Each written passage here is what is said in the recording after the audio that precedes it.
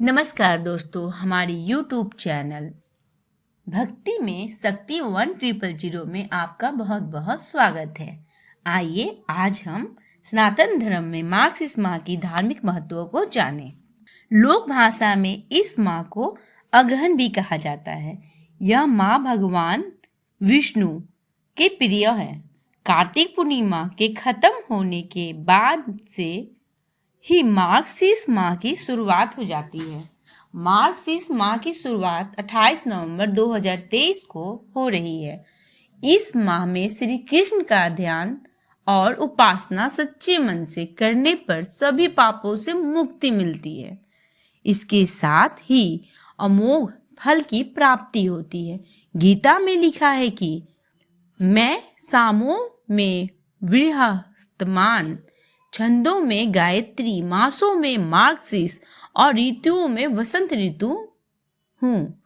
इस श्लोक से माध्यम से श्री कृष्ण ने स्वयं को मार्गशीर्ष महीना बताया है, अर्थात मैं सामों में बृहस्पति, छंदों में गायत्री, मासों में मार्गशीर्ष और ऋतुओं में वसंत ऋतु हूँ।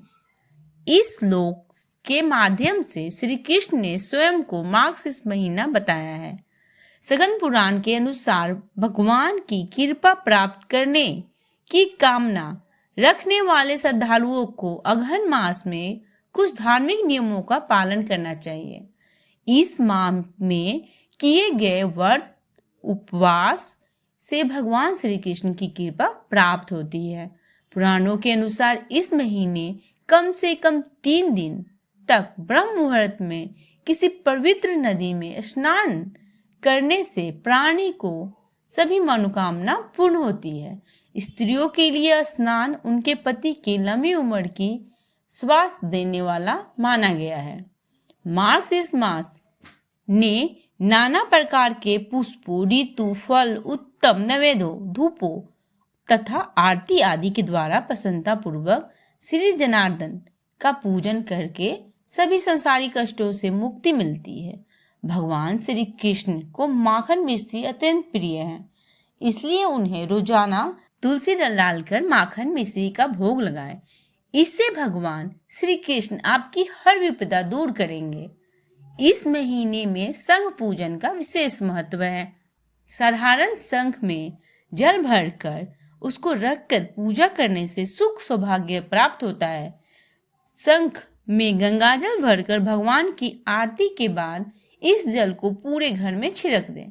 ऐसा करने से घर की नकारात्मक ऊर्जा दूर होती है, जिससे घर में सुख, समृद्धि, शांति बनी रहती है। अगहन मास में जप, तप, ध्यान एवं दान करना शीघ्र फलदायी माना गया है। भगवान श्री कृष्ण की भक्ति और उनके मंत्रों का जाप करना इस माह में बहुत पुण्यदायी है। ओम नमो भगवते वासुदेवाय नमः एक चमत्कारी मंत्र है। इस मंत्र का मार्गशीर्ष माह से जरूर जाप करें। संतान से जुड़ी हर परेशानियां दूर करके के लिए मार्गशीर्ष माह में श्री कृष्ण भगवान का जाप करें। क्रीम कृष्णाय नमः मंत्र का दिन में 108 बार जप करना लाभदायी रहेगा। शास्त्रों के अनुसार विशेष रूप से इस मास में गीता का पाठ करने से श्री कृष्ण प्रसन्न होते हैं। गीता नियमित पाठ करने वाले व्यक्ति को हमेशा प्रसन्नता और भय मुक्ति मिलती है। तो आइए हम पहला अध्याय सुने। ओम नमो भगवते वासुदेवाय नमः। श्री गीता के उपदेशों का सार। महाभारत युद्ध के समय रणभूमि में भगवान श्री कृष्ण ने अर्जुन को जो ज्ञान दिया था वह गीता ने बताया गया है। गीता में ऐसी बहुत सी बातें हैं जो मनुष्यों को जीवन में कई कठिनाइयों को आसान बनाती है। इतना ही नहीं, गीता पढ़ने पर मनुष्य को बहुत सी नई जानकारियां भी मिलती हैं। साथ ही हर अध्याय के नियमित पाठ का अपना लाभ और महत्व है। भगवान शिव ने देवी पार्वती को गीता के पहले अध्याय के पाठ का महत्व जो बताया है वही यहाँ आपके लिए प्रस्तुत है। लेकिन गीता के पहले अध्याय के महत्व को जानने के लिए पहले जान लीजिए श्रीमद् भगवद गीता के प्रथम अध्याय की खास बातें। गीता के पहले अध्याय का नाम अर्जुन विषाद योग है। इस अध्याय में कुरुक्षेत्र के मैदान में उपस्थित बंधुओं और संबंधियों को सामने देखकर अर्जुन के मन में उठे विषाद और मन स्थिति का वर्णन किया गया है, जिसे संजय धृतराष्ट्र को बताते हैं। एक समय पार्वती जी ने पूछा, महादेव जी, किस ज्ञान के बल पर संसार के सब लोग आपको शिव कहकर पूजते हैं? मृगछाला ओढ़े और अपने अंगों में शमशान की विभूति लगाए, गले में सर्प और नर मुंडों की माला पहने हुए हो, इनमें तो कोई भी पवित्र नहीं है। फिर आप किस ज्ञान से पवित्र माने जाते हैं? तब महादेव ने उत्तर दिया कि हे प्रिय, सुनो, मैं गीता ज्ञान को अपने हृदय में धारण करने से पवित्र माना जाता हूँ। इस ज्ञान से मुझे बाहर के कर्म नहीं व्यापते। तब पार्वती जी ने कहा, हे भगवान, जिस गीता का ज्ञान की आप ऐसी स्तुति करते हैं, उसके श्रवण करने से कोई कृतार्थ भी हुआ है? महादेव ने उत्तर देते हुए कहा कि इस ज्ञान को सुनकर बहुत जीव कृतार्थ हुए हैं और आगे भी होंगे। मैं तुम्हें एक पुरातन कथा कहता हूँ, तुम सुनो। एक समय पाताल लोक में शेषनाग की शैया पर श्री नारायण जी नैन मूंद कर आनंद में मगन थे। उस वक्त भगवान के चरण दबाते हुए लक्ष्मी जी ने पूछा कि हे प्रभु, निद्रा और आलस्य तो उन पुरुषों को व्याप्त है जो जीव तामसी होते हैं। फिर आप तो तीनों गुणों से अतीत हो। आप तो वासुदेव हो। आप जो नेत्र मूंद रहे हो, इससे मुझको बड़ा आश्चर्य है। नारायण जी ने उत्तर देते हुए कहा, हे लक्ष्मी, मुझको निद्रा आलस्य नहीं व्याप्त है। एक शब्द रूप तो भगवत गीता है, उसमें जो ज्ञान है उसके आकार रूप है।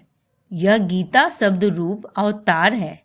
इस गीता में यह अंग है। 5 अध्याय मेरे मुख हैं, 10 अध्याय मेरी भुजा हैं, 16वां अध्याय मेरे हृदय और मन और मेरा उदर है, 17वां अध्याय मेरी जांघ है, 8वां अध्याय मेरे चरण है। गीता श्लोक ही मेरी नारियां हैं और जो गीता के अक्षर हैं वो मेरा रोम है।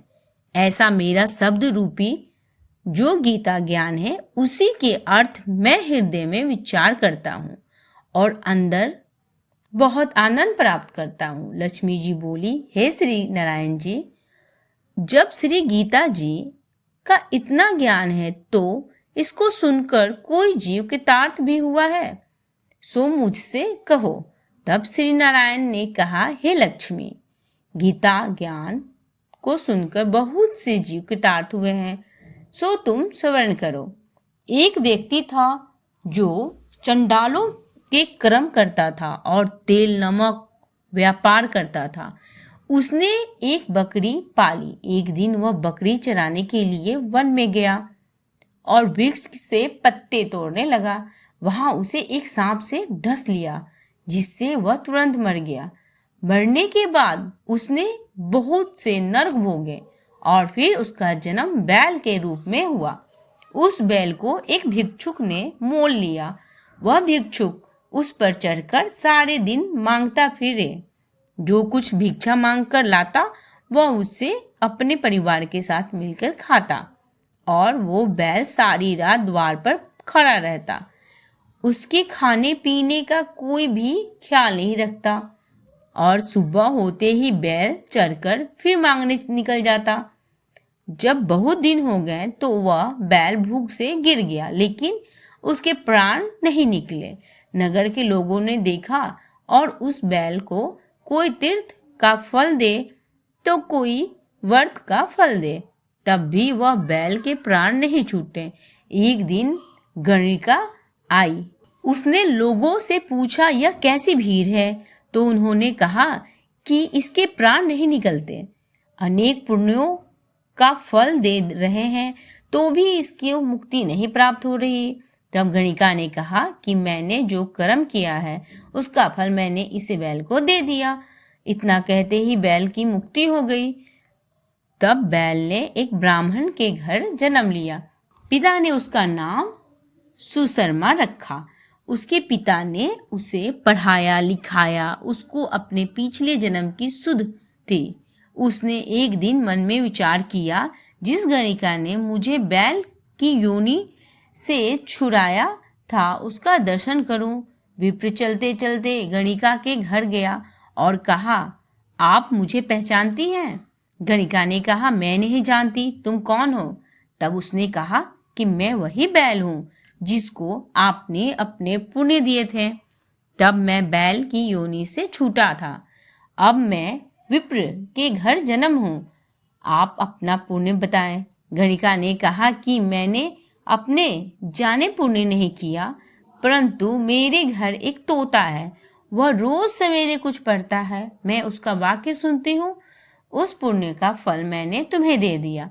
तब विप्र ने तोते से पूछा कि तू सवेरे क्या पढ़ता है? तोते ने कहा, मैं पिछले जन्म में विप्र का पुत्र था। मेरे पिता ने मुझे गीता के पहले अध्याय का पाठ सुनाया करते थे। एक दिन मैंने गुरु से कहा कि मुझको आपने क्या पढ़ाया है? तब गुरुजी ने मुझे श्राप दे दिया कि तू तोता बन जा। इसके बाद से मैं तोता बन गया। एक दिन बहेलिया मुझे पकड़कर ले आया और एक विप्र ने मुझे मोल ले लिया। वह विप्र भी अपने पुत्र को गीता का पाठ सिखाता था।